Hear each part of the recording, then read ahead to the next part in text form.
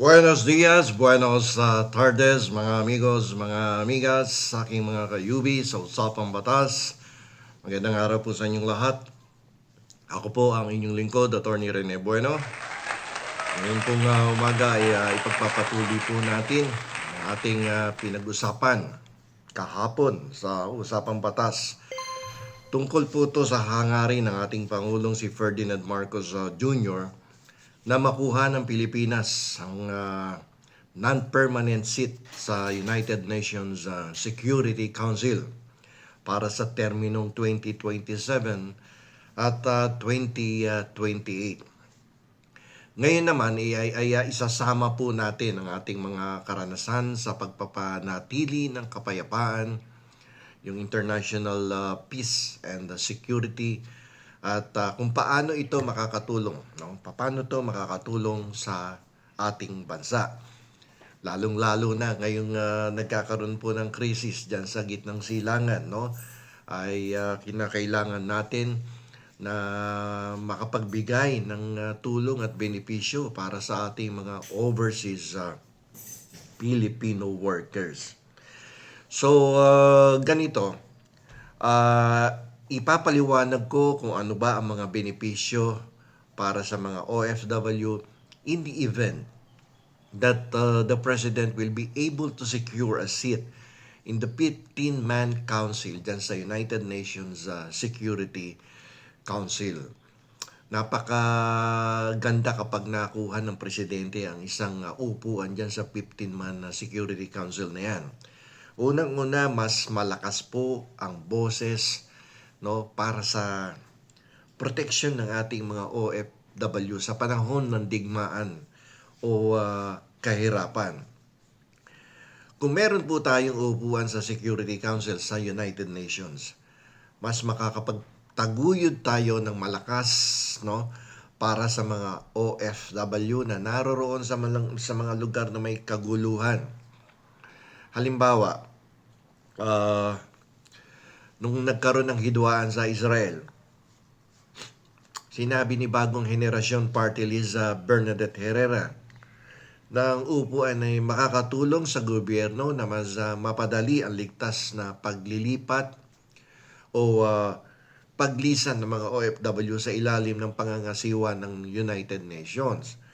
Ngayon, kung isipin nyo kung ngayon ay miyembro tayo ng United Nations Security Council, ang bilis nating mapapangasiwaan yung pag-repatriate ng ating mga OFW, no, sa ilalim ng United Nations. Hindi lang yan. Maaari rin tayong humiling ng agarang cessation of hostilities o pagtitigil ng labanan para matiyak na ligtas sa mga OFW. Kasi nga, sabi ko kanina, may boses tayo. We can propose a resolution if we are a member of this body in the United Nations Security Council. Dahil lang ang mga desisyon ng Security Council ay may bisa sa lahat ng miyembro ng UN. Mas makakaasa po tayo na marinig at susundin ang ating hiling para sa kaligtasan ng ating mga kababayan na nagtatrabaho dyan sa Middle East. Pero according to news, approximately nasa 2 milyon ng ating mga kababayan dyan sa Middle East na nagtatrabaho.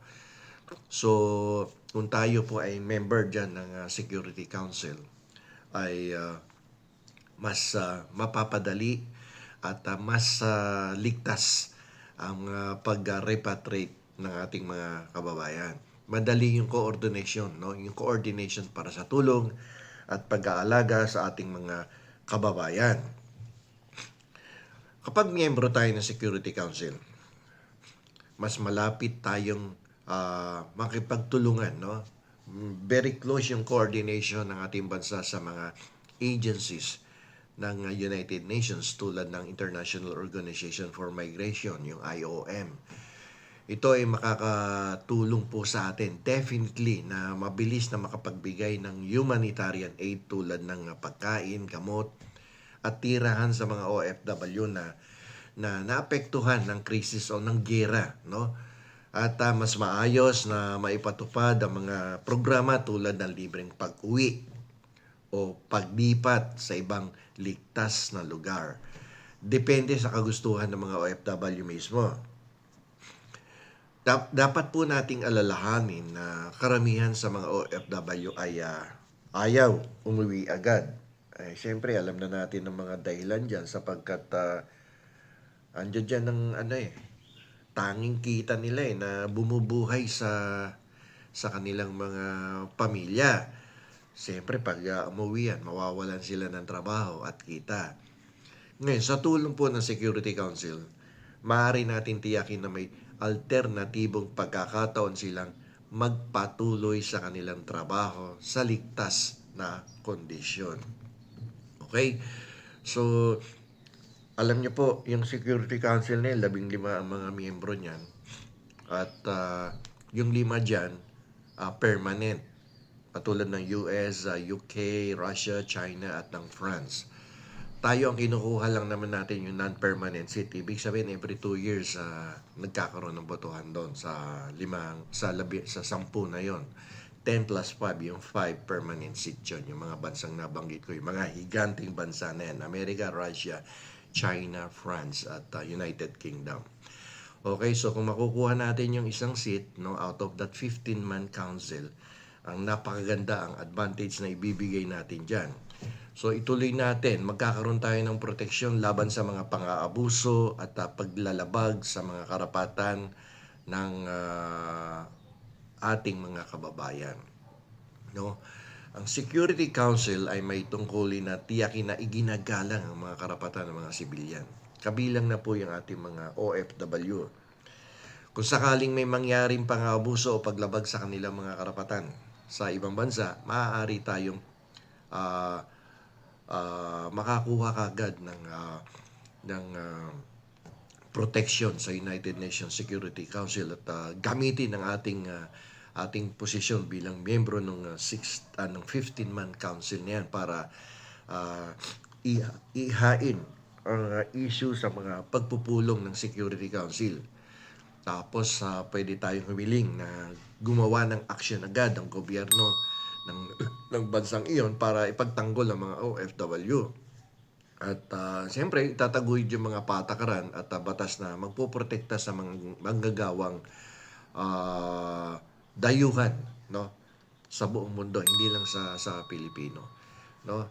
At dito mas lalakas, no, yung posisyon ng mga OFW at ng kanilang mga pamilya. Ang ganda ng magiging resulta yan kung makukuha natin ang isang pwesto sa United Nations Security Council. At kaya nga ngayon, ang ating presidente ay bukod doon sa kanyang state visit ay talaga namang nangangampanya na sa mga bansa na may membership dito sa United Nations para iboto tayo na muli tayong makabalik dyan sa United Nations Security Council sapagkat dati na naman tayong miyembro dyan, panahon pa ng Macapagal, Diosdado Macapagal, Ferdinand Marcos Sr. Ngayon, ganito yan Kapag alam kasi ng mga OFW na mayroong malakas na suporta mula sa gobyerno sa pamamagitan ng United Nations Security Council, mas magiging ligtas ang kanilang pakiramdam habang nagtatrabaho sa ibang bansa. Hindi na nila kailangang matakot na baka wala silang tulong na matatanggap kung sakaling magkaroon ng problema or baka delay ang tulong na dumating galing sa ating pamahalaan. Bukod dito, mas magiging maunlad din ang relasyon ng Pilipinas sa ibang bansa. May boses tayo may impluwensya tayo kapag tayo po ay naging miyembro diyan sa council. Ibig sabihin, mas maraming opportunities para sa OFW na makahanap ng trabaho sa ligtas at maayos na kondisyon.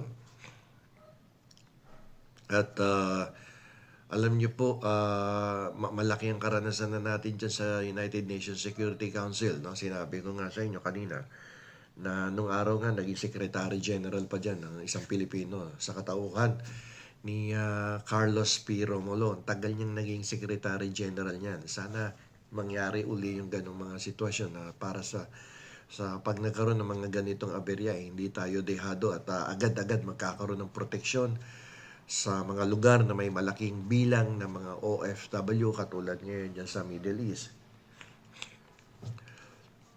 Kung may mga lugar tulad ng Taiwan na merong maraming Pilipino nagtatrabaho diyan, no? Madali tayong makakatulong pag nasa council tayo.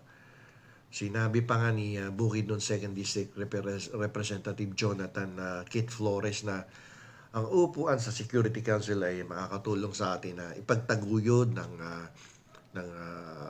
matiwasay sa mga lugar na yon yung ating mga kababayan.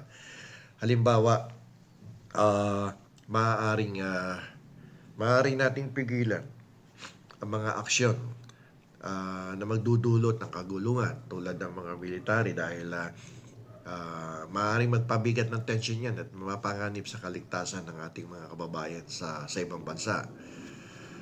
Okay, bukod dyan, maraming nagpahayag ng suporta, no, sa ating bansa, no. Katulad ng Japan na sinasabing dati na tayo diyan at definitely susuportahan tayo ng Japan para maupo uli sa United Nations Security Council dahil naniniwala sila na yung karanasan natin diyan, no, ay subok na, no. Lalong-lalo na ngayon merong karanasan tayo sa peacekeeping pagdating sa sarili nating bansa, yung sa BARM mismo, sa Bangsamoro Regional Mindanao.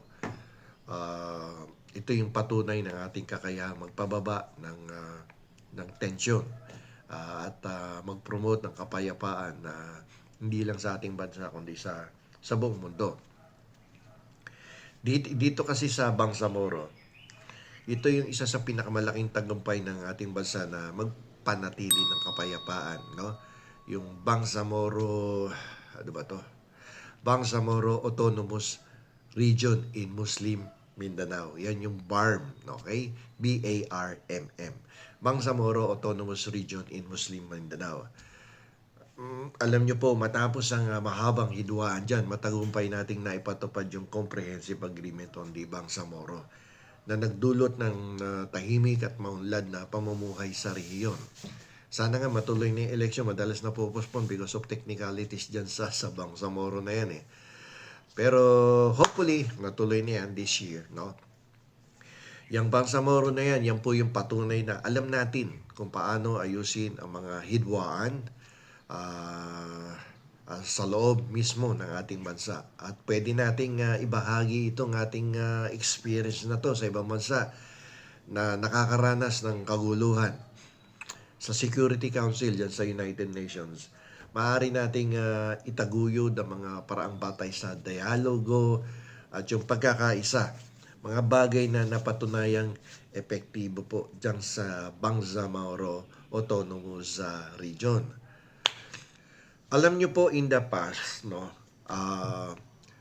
binansagan na tayo dyan sa United Nations Security Council na tayo ay isang pathfinder. Kasi nung naging miyembro tayo ng Security Council na nung mga nakaraang dekada, tinawag po tayo dyan na pathfinder o tagapagtatag ng mga bagong paraan para malutas ang mga problema sa kapayapaan. Isa sa mga naiambag natin dyan ay ang pagtataguyod ng pagkakasama-sama ng mga kababaihan sa mga gawain tungkol sa kapayapaan.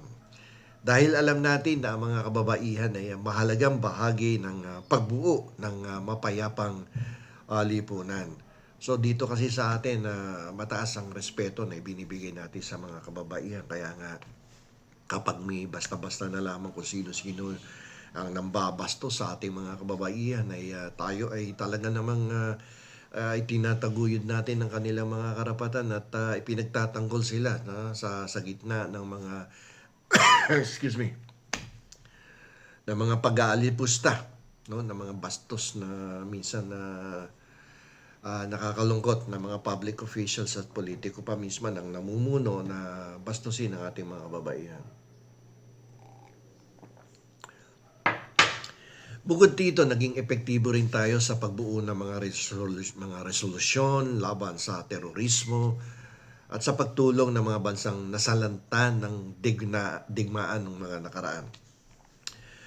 Ang mga karanasang ito po ay nagpapatunay na handa po at may kakayahan po ang ating bansa na gampanan ang mga tungkulin bilang miyembro ng Security Council. Kaya ang ating Pangulo ay gigil na gigil talaga na makabalik tayo dito sa United Nations Security Council at talaga namang pinupukpok at kasalukuyang nangangampanya na, no, na makakuha ng enough votes kasi kailangan natin yan out of the 193 members na mga bansa dyan, kailangan natin makuha yung 2/3 votes Parang Congress din. Approximately mga 120 something ang 2/3 votes dyan. So, pag nakuha natin yon, balik United Nations Security Council tayo. Okay? So, alam niyo po may mahigit tayong 3,000 na tauhan ng Pilipinas ang naglilingkod sa 30 na peacekeeping mission sa United Nations sa buong mundo. Mula sa South Sudan hanggang sa Central African Republic. Ang mga sundalo at pulis natin ay kilala sa kanilang professionalism at dedication sa pagpapanatili ng kapayapaan. Kaya pagdating sa peacekeeping mission, no doubt, maganda ang reputasyon at integridad ng ating bansa. Okay, so dyan sa Security Council, pwede natin gamitin ang ating karanasan sa peacekeeping para tulungan ng ibang bansa na ayusin ang kanilang mga problema sa seguridad at tulungan silang makamit ang tunay na kapayapaan. So, excuse me, bumabalik na naman yung lamig dito sa ating bansa. Uminit, lumamig, kaya balik ubo, balik sipon. Ako'y sinisipon At dahil sa umaga medyo malamig. Ngayon, ito yung tanong. Paano nito maaabot ang mga layunin ng ating Pangulong si Ferdinand Marcos Jr.? Sinasabi po ni President Marcos Jr. na ang layunin niya ay hindi lamang para sa sariling interes ng Pilipinas, kundi para sa ikabubuti ng lahat. Ngayon, sa pamamagitan po ng isang seat, no, sa Security Council dyan sa United Nations, may papakita natin na handa tayong tumulong sa ibang bansa habang pinoproteksyonan natin ang mga karapatan at kapakanan ng mga OFW, ating mga bayani nagtatrabaho sa ibang bansa para sa kanilang pamilya at para sa ating bansa mismo. Nakalimutan kong banggitin kanina yung yung protection din na pwede nitong ibigay sa ating karapatan diyan sa sa West Philippine Sea. Yung desisyon ng UNCLOS ng United Nations Convention on the Law of the Sea na dapat irespeto din yan. Ngayon, kung nasa United Nations Security Council tayo at may upuan tayo dyan, ay malakas ang ating posisyon upang ipagtanggol ang ating karapatan sa West Philippine Sea. Yan ang additional benefits, no? Yung ating mga karanasan dito sa Bangsamoro bilang dating miyembro ng Security Council at sa mga peacekeeping mission ay siyang magbibigay sa atin ng lakas at siyempre kredibilidad. Mas maganda yung may pakikita nating integridad na maging isang mabuting miyembro ng United Nations Security Council. Sandali lang po, excuse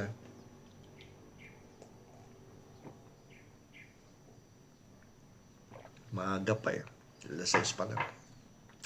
Okay. So mga amigos, mga amigas, mga kababayan ko, hindi lamang isang karangalan, no, ang pagkakaroon ng upuan sa United Nations Security Council. Sana naman matuloy itong minimithi ng ating Pangulo na makabalik tayo dyan sa Security Council na yan. Ito po ay isang tungkulin na kailangang gampanan para sa kinabukasan ng ating bayan at ng buong mundo. Napakaganda ng hangarin ng ating Pangulong Ferdinand Marcos Jr.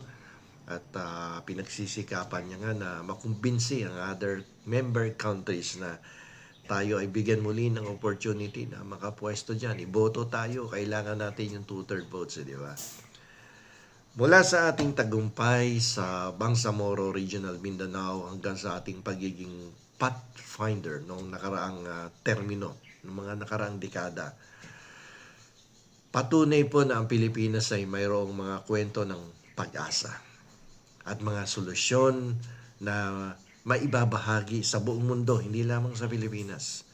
At sa gitna ng lahat na ito ay ang ating mga OFW, mga taong handang ibigay ang lahat para sa kanilang pamilya at sa kanilang bansa. Sa pamumuno po ng ating Pangulong Ferdinand Marcos Jr., ang pagkuha ng upuwang ito ay magbibigay sa atin ng lakas para sabihin sa buong mundo, ang Pilipinas ay handa na. Handa tayong lahat na maging bantay ng kapayapaan, tagapagtanggol ng mga karapatan at tahanan ng mga bayaning OFW. Hanggang dito na lamang po. Ito pong muli ang inyong lingkod, Attorney Rene Bueno. Attorney Bueno, law and beyond. Learn the law, know your